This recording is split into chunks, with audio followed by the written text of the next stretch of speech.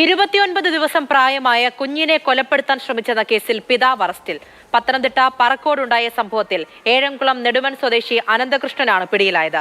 സ്റ്റേഷനിലേക്ക് കൊണ്ടുപോകവേ ഇയാൾ ജീപ്പിന്റെ പിൻവശത്തെ ചില്ല് ഇടിച്ചു തകർത്തു.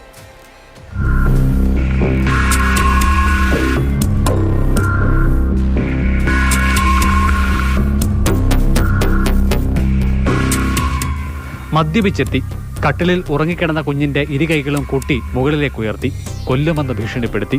ഭാര്യയും കുഞ്ഞും ഭാര്യാമാതാവും താമസിക്കുന്ന പറക്കോട് ബ്ലോക്ക് പടിയിലുള്ള വാടക വീട്ടിൽ ചൊവ്വാഴ്ച രാത്രി 8 മണിയോടെയാണ് സംഭവം. കുഞ്ഞിനെ ഭാര്യ ഇയാളുടെ കയ്യിൽ നിന്നും ബലമായി പിടിച്ചു വാങ്ങുകയായിരുന്നു. തുടർന്ന് പോലീസിൽ വിവരം അറിയിച്ചു. അടൂരിൽ നിന്നുള്ള അന്വേഷണ സംഘം എത്തുമ്പോഴും അനന്തകൃഷ്ണൻ അഴിഞ്ഞാടുകയായിരുന്നു.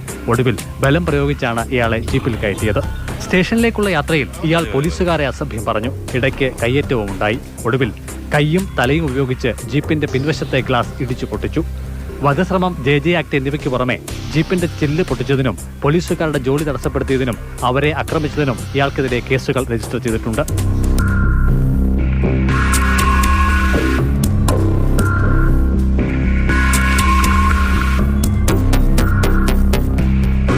മാതൃഭൂമി ന്യൂസ്, പത്തനംതിട്ട.